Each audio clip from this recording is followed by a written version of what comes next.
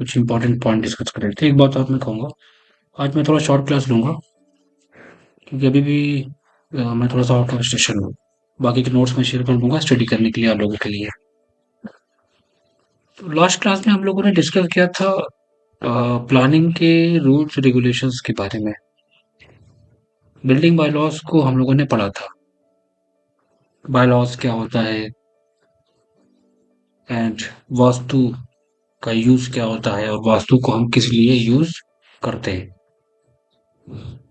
Planning के अंदर बहुत सारे कॉन्सेप्ट और बहुत सारे फंडामेंटल्स होते हैं। प्लानिंग हमारी सिर्फ बायलॉज पढ़ने के बाद या वास्तु पढ़ने के बाद फिनिश नहीं होती है। प्लानिंग के अंदर और भी बहुत सारी चीजें होती हैं जो हमको मालूम होना चाहिए।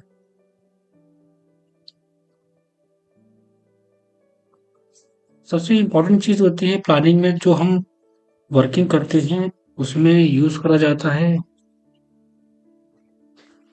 स्टैंडर्ड साइजेस को, जिसे हम लोग कहते हैं bylaws, sorry, furniture standard sizes. पहला पॉइंट हमने डिस्कस क्या किया था कि रूल्स रेगुलेशंस क्या क्या होते हैं प्लानिंग के। प्लानिंग में वास्तु का क्या इम्पोर्टेंट रोल होता है, number 2 point. Number 3 point, planning जब हम करते हैं तो वहां पर हमें different types of standard sizes के बारे में मालूम होना चाहिए। अब different types of standard sizes का मतलब क्या होता है कि बहुत सारे बच्चों को पता होता है कि साइज क्या होता है बेड का, दो तीन चार नाम पता होते हैं उनको, लेकिन स्टैंडर्ड साइजेस के साथ साथ और भी बहुत सारी डिटेल्ड होती है जिसके बारे में हमको कोई भी इंफॉर्मेशन नहीं होती है।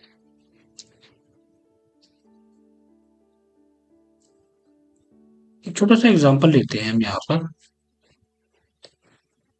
प्लानिंग के अंदर फर्नीचर साइजेस का मालूम होना बहुत इंपॉर्टेंट है। कर रहे हैं इंटीरियर के, और इंटीरियर के एलिवेशंस में हमें वॉशरूम के फिक्चर्स,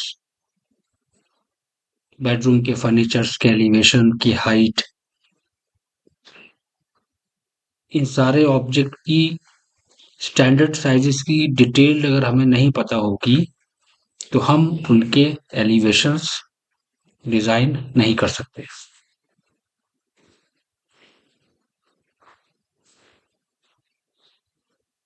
मैंने बताया था कि डिजाइनिंग का जो बेस होता है ना, वो बेस यहाँ से स्टार्ट होता है।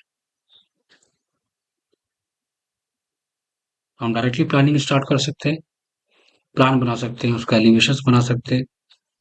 साइजेस का क्या करेंगे हम? साइजेस रैंडम लेके चलेंगे? नहीं, उन साइजेस की इंफॉर्मेशंस जब तक आपको नहीं होगी तब तक आप उसका प्लान और एलिवेशन दोनों क्रिएट नहीं कर सकते। इसीलिए हमने यहाँ पर पढ़ा था शावर की हाइट, विड्थ, लेंथ। इसी में हमने क्या पढ़ा था, वैनिटी के बारे में, जो बहुत इंपॉर्टेंट है। वैनिटी के स्टैंडर्ड साइजेस क्या क्या होते हैं। वैनिटी जो हम वॉशरूम में यूज करते हैं, ये इसके बारे में है।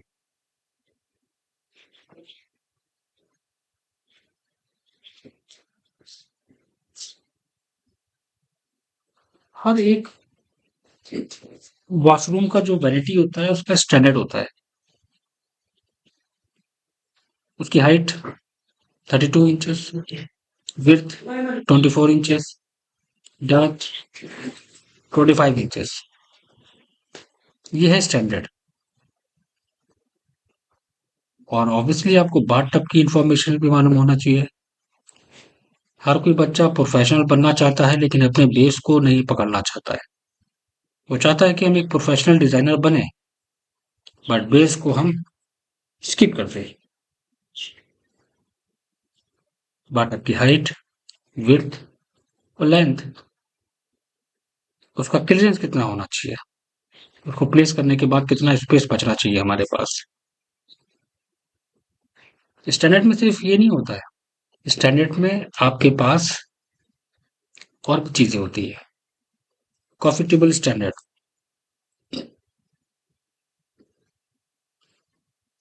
उसकी विड्थ,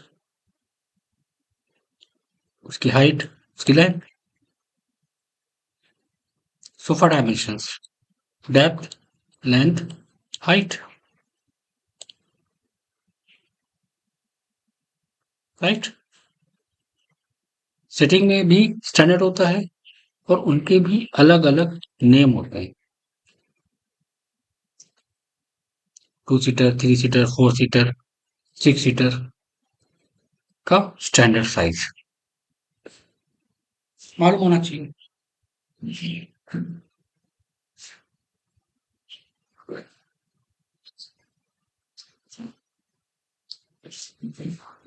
अगर आप ड्राइंग रूम डिजाइन कर रहे हो, ड्राइंग रूम में अगर आपको ये नहीं पता कि हम फर्नीचर्स क्या देंगे, क्या बेनिफिट होगा, हमको ये नहीं पता कि डिफरेंट टाइप्स ऑफ जो सोफा होते हैं उनके शेप्स क्या होते हैं,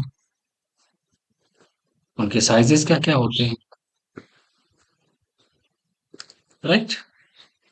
कॉलेज वगैरह में सिर्फ एक दो चीजें क्लियर करा दी जाती हैं, कॉलेज में एक दो आइटम्स को पढ़ा दिया बस।